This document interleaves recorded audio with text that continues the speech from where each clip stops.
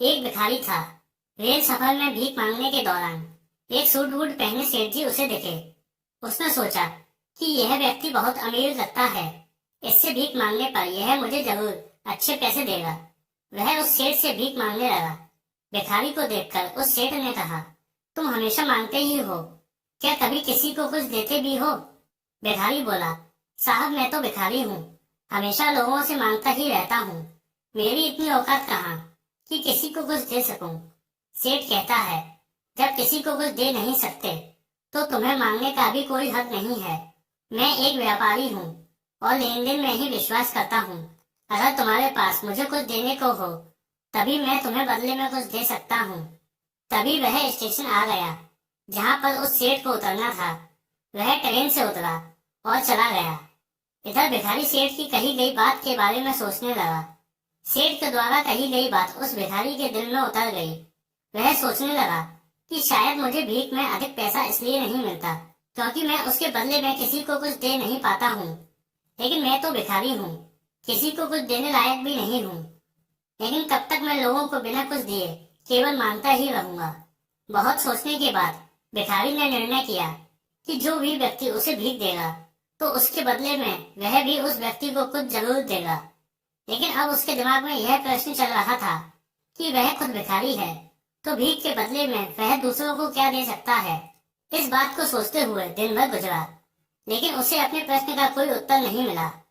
दूसरे दिन जब वह स्टेशन के पास बैठा हुआ था तभी उसकी नजर कुछ फूलों पर पड़ी जो स्टेशन के आसपास के पौधों पर खिल रहे थे। उसने सोचा, क्यों ना मैं लोगों को भीख के बदले कुछ फूल दे दिया करूं। उसको अपना यह विचार अच्छा लगा और उसने वहां से कुछ फूल तोड़ लिए। वह ट्रेन में भीख मांगने पहुंचा। जब भी कोई उसे भीख देता तो उसके बदले में वह भीख देने वाले को कुछ फूल दे देता। उन फूलों को लोग खुश होकर अपने पास रख लेते थे। अब भिखारी रोज फूल तोड़ता और भीख के बदले में उन फूलों को लोगों में बांट देता था। कुछ ही दिनों में उसने महसूस किया कि अब उसे बहुत अधिक लोग भीख देने लगे हैं। वह स्टेशन के पास के सभी फूलों को तोड़ लाता था। जब तक उसके पास फूल रहते थे तब तक उसे बहुत से लोग भीख देते थे, लेकिन जब फूल बांटते बांटते खत्म हो जाते तो उसे भीख भी नहीं मिलती थी। अब रोज ऐसा ही चलता रहा।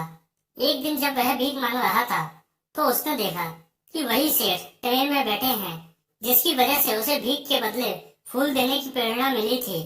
वह तुरंत उस व्यक्ति के पास पहुंच गया और भीख मांगते हुए बोला, आज मेरे पास आपको देने के लिए कुछ फूल हैं, आप मुझे भीख दीजिए, बदले में मैं आपको कुछ फूल दूंगा। सेठ ने उसे भीख के रूप में कुछ पैसे दे दिए और भिखारी ने कुछ फूल उसे दे दिए। उस सेठ को यह बात बहुत पसंद आई। वाह क्या बात है, आज तुम भी मेरी तरह एक व्यापारी बन गए हो। इतना कहकर फूल लेकर वह सेठ स्टेशन पर उतर गया। लेकिन उस सेठ द्वारा कही गई बात एक बार फिर से उस भिखारी के दिल में उतर गई। वह बार बार उस सेठ के द्वारा कही गई बात के बारे में सोचने लगा और बहुत खुश होने लगा। उसकी आंखें अब चमकने लगीं। उसे लगने लगा कि अब उसके हाथ सफलता की वह चाबी लग गई है जिसके द्वारा वह अपने जीवन को बदल सकता है। वह तुरंत ट्रेन से नीचे उतरा और उत्साहित होकर बहुत तेज आवाज में ऊपर आसमान की ओर देखकर बोला, मैं भिखारी नहीं हूँ, मैं तो एक व्यापारी हूँ। मैं भी उस सेठ जैसा बन सकता हूँ, मैं भी अमीर बन सकता हूँ। लोगों ने उसे देखा तो सोचा कि शायद यह भिखारी पागल हो गया है। अगले दिन से वह भिखारी उस स्टेशन पर फिर कभी नहीं दिखा। एक वर्ष बाद इसी स्टेशन पर दो व्यक्ति सूट बूट पहने हुए यात्रा कर रहे थे। दोनों ने एक दूसरे को देखा तो उनमें से एक ने दूसरे को हाथ जोड़कर प्रणाम किया और कहा, क्या आपने मुझे पहचाना?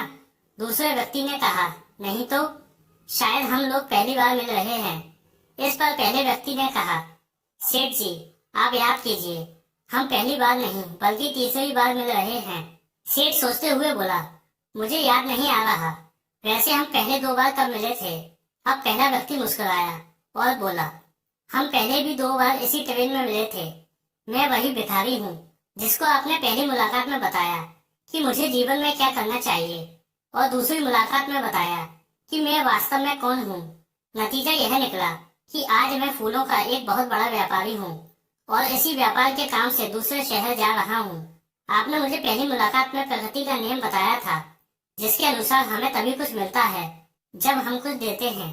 लेन देन का यह नियम वास्तव में काम करता है। मैंने यह बहुत अच्छी तरह महसूस किया है, लेकिन मैं खुद को हमेशा भिखारी ही समझता रहा।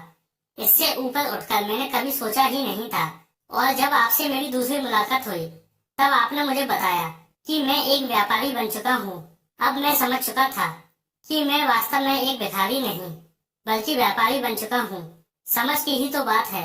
भिखारी ने स्वयं को जब तक भिखारी समझा, वह भिखारी रहा, और जब उसने स्वयं को व्यापारी मान लिया, व्यापारी बन गया।